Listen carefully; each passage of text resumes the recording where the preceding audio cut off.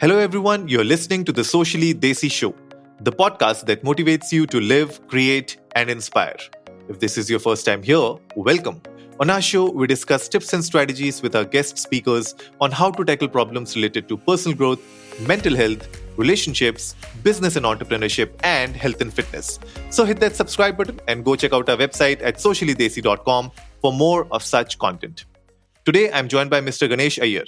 He is the managing partner, Indian subcontinent at 0% India.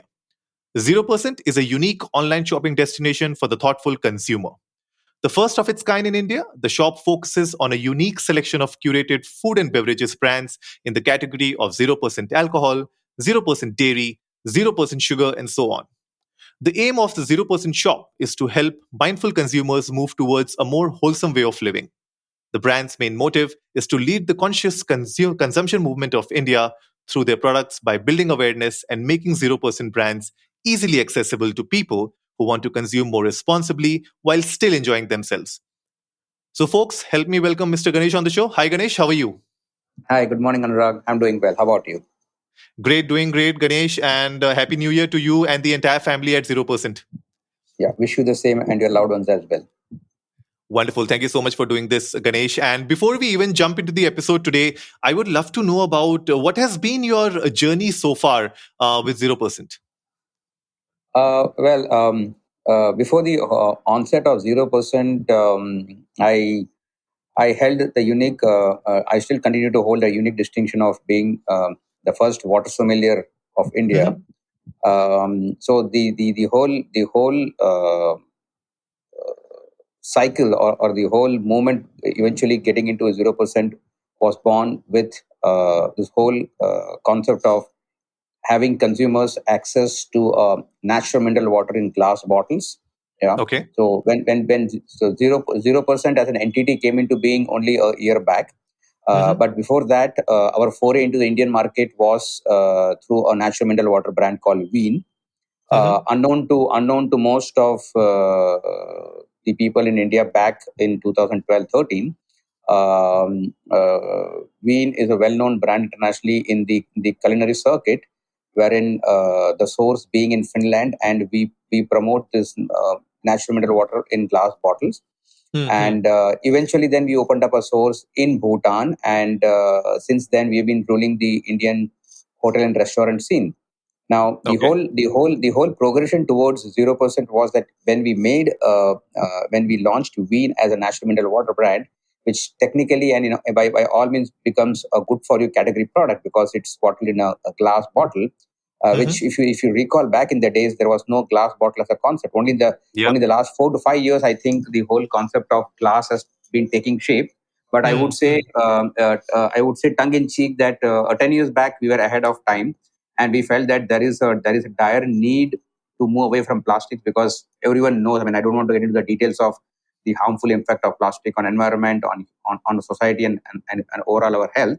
So Mm-hmm. we forayed way back in 2012 itself that India needs to have a mineral water in glass bottles, and that's where our story began. And then we started figuring out in late 17 or 2018 that we need to kind of have a expanded portfolio, because with a mineral water and a sparkling water, the portfolio is very very inadequate. And Mm-hmm. we were trying to figure out that how could we include more products which are good for you under the good for you category, where consumers Mm-hmm. can experience products, and that is where the whole idea of 0% came into being. So eventually, it took shape in mid of 2020, wherein we built together a consortium of international food and beverage brands, where the underlying theme or the ethos was all about mindful consumption. So, which Mm-hmm. technically meant that each one of us can play his or her role in society by being mindful of what we consume to make the society more healthier, and which in turn would make all of us more happier in our daily life. Uh, so what this promise holds, 0% as an entity, is that we represent close to 17 to 18 brands which have been sourced from across the world, Okay. and the premise being that these products are under the categories of 0% sugar, 0% Mm-hmm. dairy, 0% meat, 0% milk, 0% plastic, and eventually 0% alcohol free. In the Indian context, we felt that the 0% alcohol would be the right segment to get in, because India still, Hmm. by a very large extent, is not an alcohol consuming audience. If you were Hmm. to compare with global markets, we are nowhere in the picture when it comes to alcohol consumption. So India is far, far way beyond, despite being the most populous place in the world. We still are lagging behind on the whole alcohol consumption per person. Okay. So so the so the so the uh, so the idea was that let's roll out the whole alcohol free portfolio, Hmm. which has the promise of low sugar, low calories, all natural, vegan, and also organic. Hmm. Now, seldom would anyone would have come across a food and beverage brand, or essentially a beverage brand, wherein you get all the boxes ticked. You know, so Okay. which technically means that there isn't a bone that is going to be a bone of contention from a consumer Hmm. consumption perspective. So we do in this whole portfolio. So we do, as of now in India, Hmm. we do a rum, we do a gin, Okay. we do a beer, we do our mixers, Hmm. and we do a sparkling chardonnay, and all are alcohol free. Right, right. And you spoke about a couple of things here, which is really interesting, and I'm sure my audience would love to know that as well. You spoke about a non-alcoholic beverage, and then you spoke about alcohol-free beverages. Right. Can you help us understand what is the key difference here? To understand that, we need to go 3 to 4 years back, Mm-hmm. and look at what was available, and rather what is even now available in the Indian market. You Mm-hmm. have a lot of mass and bulk produced non-alcoholic beverages, Hmm. more categorically in beer, and then some of them in the whole so-called champagne, which is nothing but highly sugar laden grape sparkling juices. Now, Mm-hmm. in the technical scheme of things, when you say non-alcoholic is the ABV, or the alcohol percentage, is zero point 0.5 and less. Okay. That's essentially is non-alcoholic. So which technically means that it doesn't fall under the purview of excise. So it is still, you can still go to a supermarket and have them picked up. But Okay. in the non-alcoholics category, as of today, in the Indian context, it is flooded with products which are produced in bulk. And for instance, in the case of beer, some of them are not even beer; they are just malted beverages with a high amount of sugar and preservatives and coloring agents and emulsifiers. Hmm. Now, Hmm. that's the non-alcoholic category segment that's been prevalent in the Indian market. So in our portfolio, we do have a non-alcoholic product, and we also have a alcohol-free product. Now, coming to Okay. how do you define alcohol-free product? So alcohol-free is nothing but anything there is zero trace of alcohol. So it is almost like zero point 0. There Okay. is there is no alcohol whatsoever. Now one might wonder how does it help the audience to figure out, from Yeah. a consumption point of view. There is technically no difference, but Okay. in terms of market, or in terms of products being prevalent in the Indian market, as I said earlier, most of the non-alcoholic products are high on synthetics, coloring, and bulk produced. So quality remains a concern there in terms of using a high quality ingredient. And then the third category is what we call it as de-alkalized. So, Okay. so de-alkalized is technically, if you have to put it in a layman's language, de-alkalized means a beverage, or a wine, or a beer, or a whiskey from wherein alcohol or ethanol has been removed. you know Okay. so Mm-hmm. you de-alkalize it. So in that case, we do a brand called Naughty, which is made out of 100% organic Spanish grapes, Chardonnay grapes, and which has Mm-hmm. been de-alkalized using vacuum distillation process. So Okay. you take the alcohol out of the whole champagne, and then there are, post that, there are three or four more steps that involves. eventually before the product comes in. Hmm. So Okay. Okay. if you so to put it in perspective, so let's say Ganesh and Anurag are probably having a lunch, or probably having a Hmm. dinner, and if I have to serve you that sparkling wine of mine, you wouldn't be able to figure out for the next 5 or 6 sips that there's no alcohol in this. Oh, is it? So which means that it comes that close to a traditional prosecco, or a bubbly, or a champagne. Hmm. Hmm. Interesting. Champagne, Interesting. champagne, not because it's not made in the region, Champagne region. But yes, it's a sparkling wine. So if one weren't, or if I hadn't mentioned to you post drinking for a few seconds or for a few moments, you wouldn't figure out that there's no alcohol in this. Hmm. Interesting. Yeah. I mean, the name also suggests, naughty.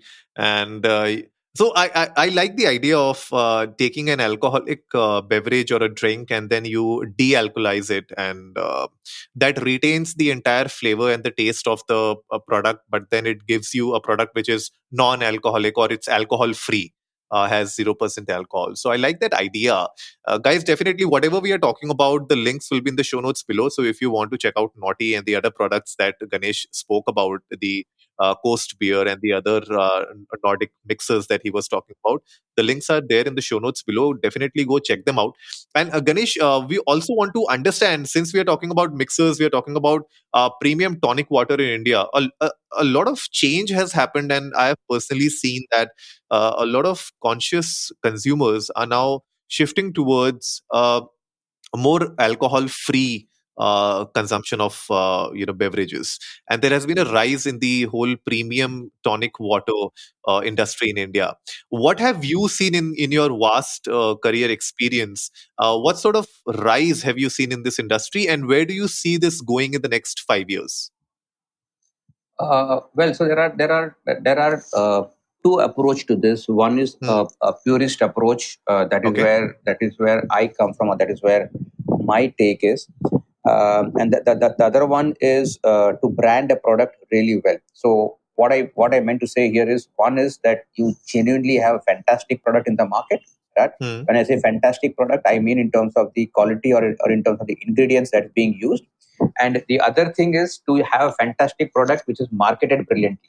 You know, Okay. with the whole onslaught of social media, at least in the tonic water space, what I see, yeah, and when I'm saying this, when I see in context to what's available in the international markets, uh, Hmm. Hmm. most of the tonic water brands are predominantly brilliantly marketed.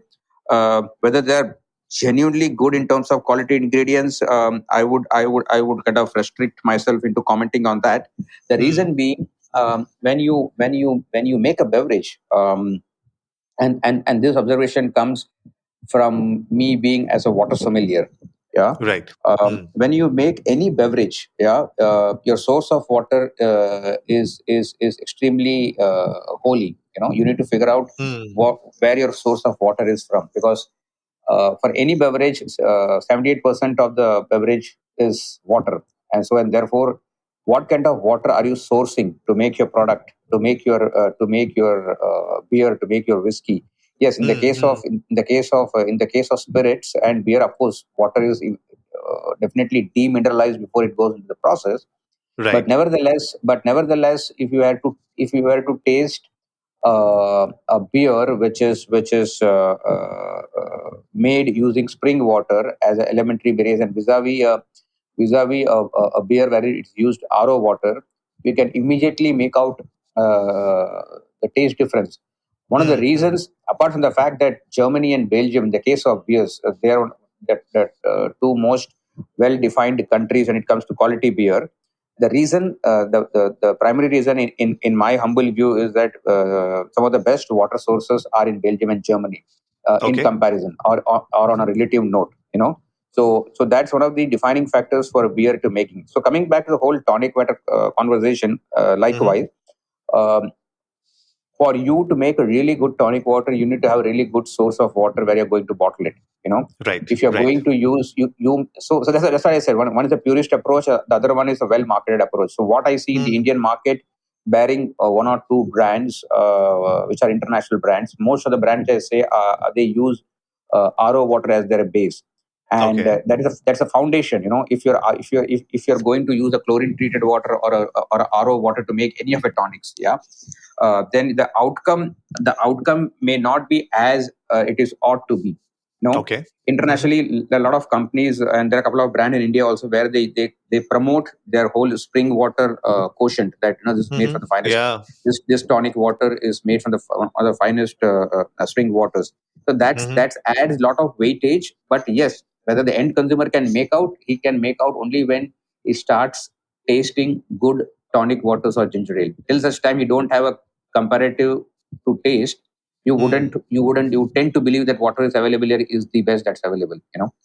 Yeah, yeah, interesting. Because I was about to ask you that as a general consumer, it becomes really difficult for me or anybody else to really differentiate. How do I categorize a good? How do I differentiate a good from the bad or the good from the best? So that is another challenge, I think, for consumers right now. Because even though this industry is growing, I don't see avenues where I can actually do these kind of tastings. So, are there any avenues or such, or any supermarkets or any other places where people can actually try out different kind of brands and make a informed decision? Is there anything in India right now? When we forayed into the Indian market with water, Hmm. we had taken the same route what you're advocating right now, Okay. in terms of empowering the consumer into figuring out what is good, what is not good, and what is outright horrible.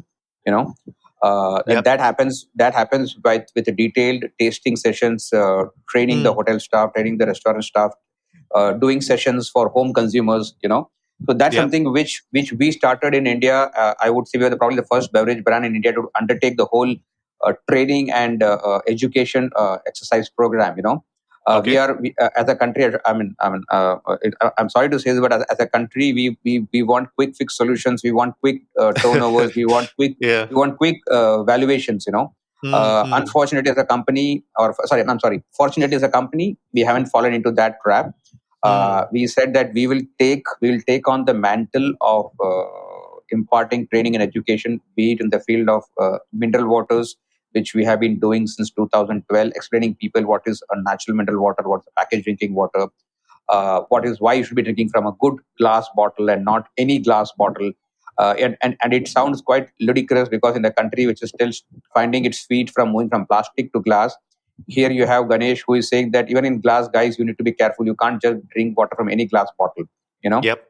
Yep. Now, cut to that with the whole beverage category, or let's say even the tonic category. So we are doing the same thing with the tonic water segment, wherein we are training bartenders, we are training hotel and restaurant, we are doing sessions with home consumers, where we Hmm. explain Hmm. them that. And the idea is not to say that my brands are best and XYZ brands are bad. So these trainings are devoid of any brands. These trainings are done purely on the basis of this is a category, this is Hmm. what you Hmm. should look for in this category, and this is what you should not accept in this category. So even Okay. with tonic waters, we have been doing this whole campaign as to so what do you mean by tonic water? What are the ingredients of tonic water? And when the whole when the whole market in India claims that we do natural quinine, a lot of people do not know that quinine that goes into the making of tonic water, it's extremely a scarce commodity. It is Okay. not, Okay. as you say in Hindi, it's not aloo piyaz that's freely available that everybody can make natural quinine. So Yeah. it's a very scarce commodity. Now all these things, Hmm. as you rightly said, the consumer do not know, and the Hmm. consumer falls for the marketing campaigns that gets splashed over on social media, because it's all about, like, if XYZ ambassador is shown as a brand ambassador is shown consuming a product, Hmm. they assume Hmm. that if so and so is consuming acha hi hoga. That Correct. doesn't that Correct. does not necessarily be the case. So, Hmm. and I think the genesis for this, to differentiate between good and bad, as you rightly said, Anurag, it comes from that consumers need to become more conscious of what is there on the label. you know Right. there Yep. is there is this there is there is this there is this famous running joke between me and my wife, that when my wife goes to the supermarket, she comes back in an hour, and when I go, I take 4.5 hours to do my grocery shopping. And my wife Hmm. keeps saying that, why are you so much in love with any other supermarket? I said, I'm not in love with supermarket. It's just that when I pick up a food and beverage product, I go through the label in detail. I go through what all is mentioned in the back, and actually I Google it and find out what does that coded words mean. Hmm. Many a Hmm. times, Anurag, you pick up a soya milk which says it's sugar free, you know, Hmm. or X product which is sugar free. But when you go back and read some the technical words or the technical numbers that are mentioned, it might say C5, E14, and when you go in detail and find out, half of them would end up being sugar. So Ah, so yeah. so unless and until consumers don't take the onus, especially a country like India, though our regulatory authorities, whether it is Hmm. Hmm. FSSAI or BIS when it comes to mineral waters, they follow by and large on the lines of US FDA, but we are still nowhere close to compliances when it comes to US FDA department. Hmm. Hmm. True. And therefore, here True. consumers need to be much more aware of what they're consuming or what they're putting inside them. Internationally, there's this huge global movement which says that there is a huge campaign called Clean Label Movement. So more Okay. and more Hmm. consumers are asking for clean labels. Like whatever you're mentioning on the label should be understood even by a sixth standard school boy. There shouldn't be any technical jargons to kind of to create a smoke screen for the consumers to know exactly what has gone into this. Internationally, people are aware. Europe was always ahead when it comes to going in for Hmm. quality and not for glitzy woes. US is still in a whole consumerism world.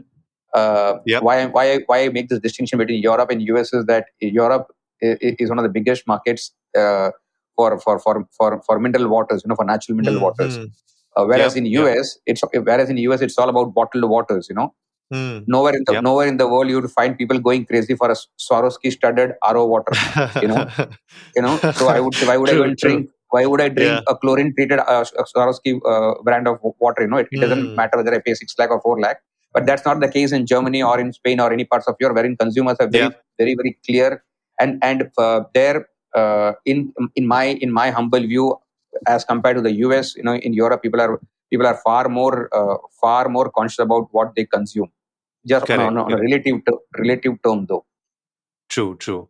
No, absolutely. I agree with that, Ganesh. And actually, I was looking at this report by Nielsen, and they were saying that almost 93% of the US households have purchased a clean label product at grocery stores when you spoke about the clean label movement.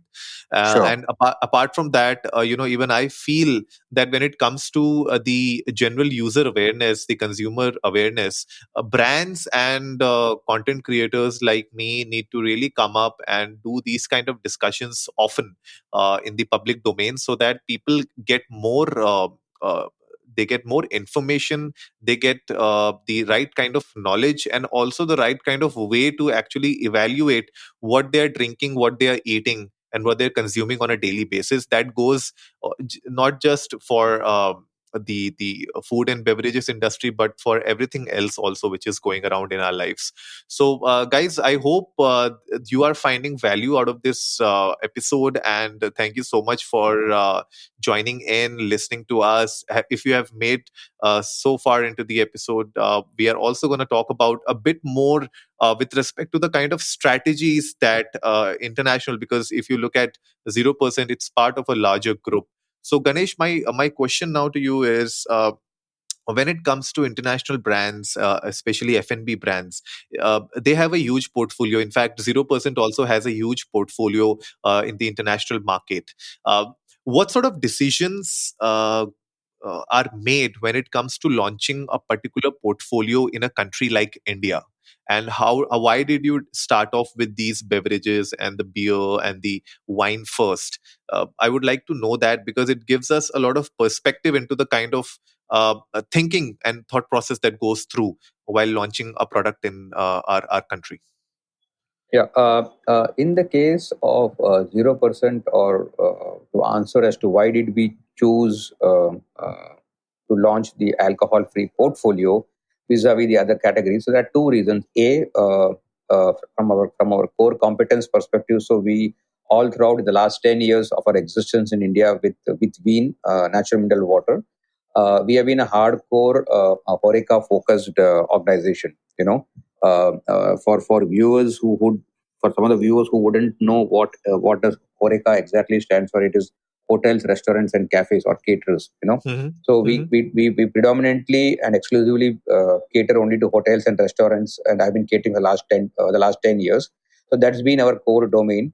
And what better way to launch a alcohol-free portfolio than in the place where it is consumed the most, and where there could be a lot of training and education could be imparted, Right. vis-a-vis a retail where you wouldn't have a forum to train the end consumer. So the Mm-hmm. idea is that the end consumer would come to a hotel or restaurant to dine, and when we train the restaurant manager or the beverage manager or the bartender, he in turn can pass out that or trickle down that information to the end consumer who's consuming this 0% portfolio. That's one. Okay. Okay. That's from our from our core area or from our core Mm. operation perspective. The second aspect is in terms of categories like 0% meat, 0% dairy, and all. In terms of 0% plastic, we already have Bean, so that category is already there for us. So when we launched Bean, so we were successfully catering to the 0% plastic for the last 10 years with Bean glass bottles. But Okay. with 0% dairy, 0% dairy, 0% meat, or 0% sugar, the the the battle to me is a bit uphill, because for someone who is not consuming meat out of purely in the case of Indian context, predominantly it's on account of religious Mm. reasons. So, Mm-hmm. for him, he is not going to fancy, in my view, a plant-based meat. Right. Having said that, there is good amount of scope for that category. Mm-hmm. As I said earlier, the primary reason is that our core competence being hotels and restaurants, and being associated with the bar world or the beverage Mm-hmm. world, it was natural. It was natural affiliation for us to set in with the alcohol-free portfolio. Okay. In terms of the consumer, in terms of the audience presence in India, as I had mentioned earlier, we still India is still largely a non-alcohol drinking country. Right. Our alcohol consumption is nowhere as compared to the other countries.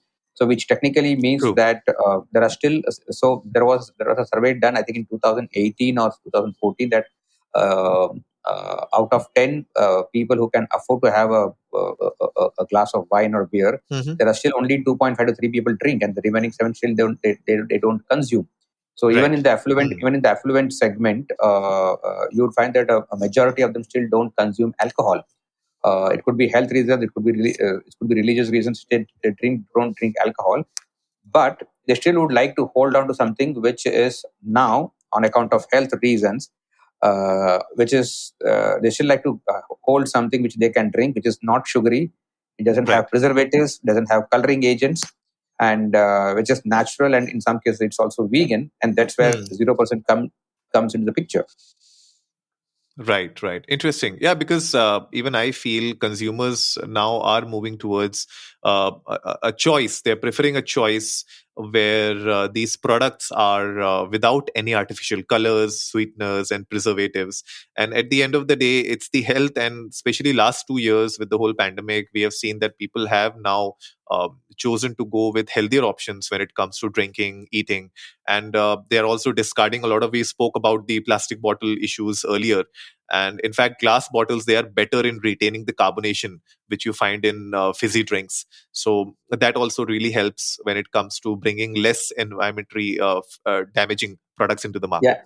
yeah, and even in glass, one needs to be, as I said earlier, one needs to be mindful as to not every glass becomes good for you. Yeah, yeah. So, and that is where the whole training and education plays such a detrimental role, that and I keep having this conversation with my international counterpart, that I tell Mm. them in a lighter vein that we are a knee jerk reaction country. The moment somebody says Yeah, shift, so we shift to the nearest glass bottle. So yeah. if a plastic water bottle is available for 50 rupees, and somebody is going to give you a glass bottle for 50 rupees, we don't battle an eyelid, or we don't use our kidneys, because if we are using our brains, we will question it. Since we aren't optimizing our brains, we are using Mm. our kidneys and not asking as to how can a glass bottle be priced at par with a plastic bottle. So Yep, the yep. subsequent question should then be that how can glass be as cheaper as plastic? because Yep. in the case of glass, economics of scale don't work as it works in plastic bottles. So definitely there is something wrong in those glass bottles, and that's what our whole training campaign has been, that not every glass becomes a good glass to consume. So Absolutely. yes, but yeah, so the challenge is manifold. Not just, it's not one Hmm. dimension; it's a manifold challenge that we have in front of us. Absolutely. And I believe that the conversation needs to start somewhere. And that is how people will change, and the mindset will also evolve slowly and steadily. And like you said, yeah, it's a knee jerk reaction a lot of the times, and people really look at the pricing first. We are very price sensitive country. I have been waging this. I've been waging Hmm. this battle, Anurag, on the whole price sensitivity conversation, Hmm. and I always and actually I actually get into heated conversations with my friends who are Hmm. general managers in hotels and restaurants, and I tell them that why do you say that it is price sensitive, Hmm. Hmm. or this market, let's say Goa, is price sensitive, or Hyderabad is, because when you go outside the sphere of Bombay and Delhi, the common refrain is, oh sir, Bombay Delhi में ठीक है, आपको नहीं मालूम, Hmm. Hyderabad is a price sensitive market, Goa is a price sensitive market. In Bombay, you go to in Bombay, if you go to Borivali, he'll say, sir, this is not South Bombay, this is suburbs. Yeah, this market is very price sensitive, and I put my foot down and say the market is not price sensitive. When you show them a Maserati and you give them a Toyota, then the issue of price sensitivity comes in. Yep. Yep. You are not giving value proposition. You show them a Maserati for the price, and then you give them a Maserati for the price, people will pay. But if you are Yep. going to Yep. show them a Toyota and ask them to pay the price of Maserati, the consumer is not going to pay.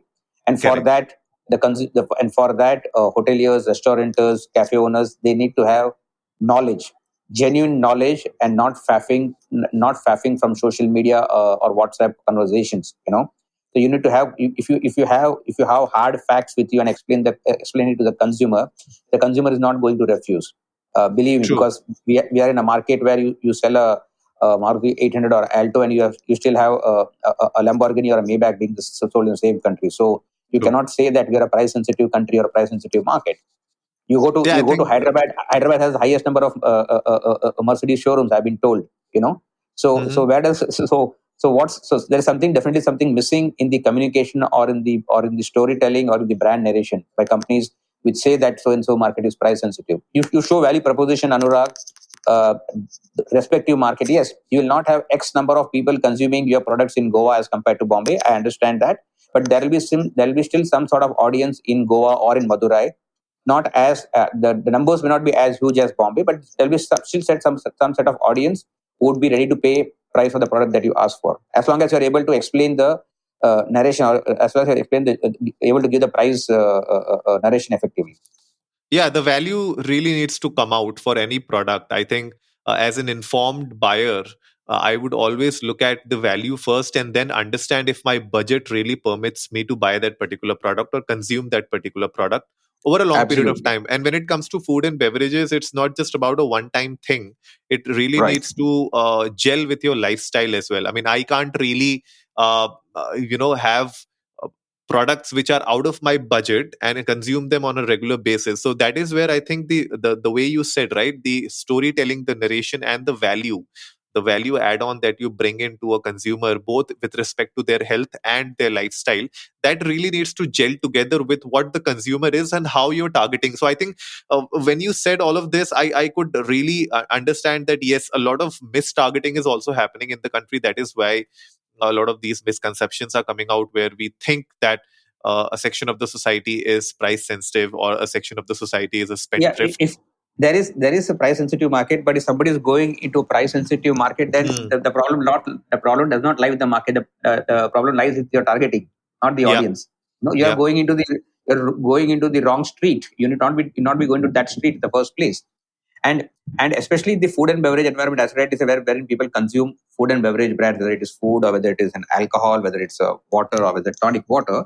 It all depends upon us to when there is lack of information, then you Hmm. don't then you are not able to experience actual culinary world. To give you an Yep. example, if Anurag were to go out for a dinner with his family, and if he's going to spend, let's say, 2,500 rupees or 3,000 rupees on an average meal between three of them, which would, I think, is an average meal in a decent restaurant, 2,500 you'll end up spending just on meals between three people. Why would you not spend 7 to 8% on a good mineral water brand and still drink plastic? Because the awareness is low. Because when you are going to consume water from a plastic bottle, which is RO water or a chlorine treated water, you are doing nothing to your body. That's number one. You, apart from quenching your thirst, it does nothing to you.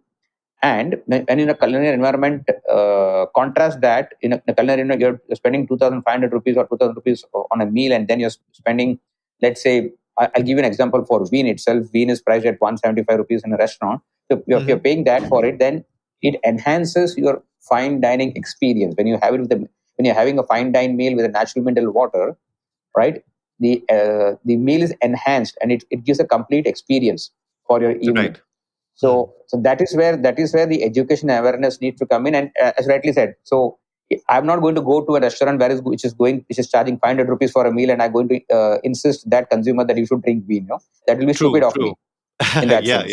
Yeah, absolutely. I agree with that point. And I think a lot of brands have now started to understand that, and especially with the brands starting to leverage social media, discussing the right kind of information. And always, there'll be two sides of the coin in the market, and you will have people who are trying to showcase something through their marketing, but the product isn't really what it is. But that is where I think these kind of conversations come into place, and we try to educate and empower the consumer at the end of the day. So thank you so much, Ganesh, for being on the show today. It has been an absolute pleasure speaking with you, and I'm sure my audience would have gained a lot of good insights from you. Before we go, where can the audience go and check out the products? From where can they order? And what are the things they can get in touch with you? Yeah, they can get onto the website at 0% India. So from there they'll get all the details of ordering. We do home deliveries as well. So like we get to need to have these products home delivered, we can do that because we've already been home delivering Veen for the last 10 years. Okay. We have been fortunate enough to have a consumer base of more than 800 to 1,000 home consumers, which we've been catering in Bombay. So that gets home delivered. So if the water gets home delivered, so can the alcohol-free portfolio as well. So 0% shop India, where they need to go log on, and they should be able to get these products. Wonderful, guys. So you heard the man. Go check out the website. The links are in the show notes below. And do let us know about the feedback, any comments that you have on the episode. And if you want to get in touch with Ganesh, do let us know, or you can definitely go and check out 0% .shop India. We'll put the links in the show notes for you to check them out. With that, thank you so much, Ganesh. It has been a lovely pleasure to have you on the show. And I hope to see you again on the show soon. Very much, Anurag. Thank you so much for having me over. So that wraps it up for today, folks. If you liked the episode, give it a big thumbs up, share it with your friends, and let's go viral. Remember, our weekly podcast features episodes on personal growth, mental health, relationships, business and entrepreneurship, and health and fitness. We would love to have Ganesh on the show again in the future to talk more about sustainability in the F&B space and how alcohol-free products are gaining traction in the Indian market. So, if you haven't yet done so, hit that subscribe button and go check out our website at sociallydesi.com. And as always, before I sign off, remember, life is black and white and everything in between.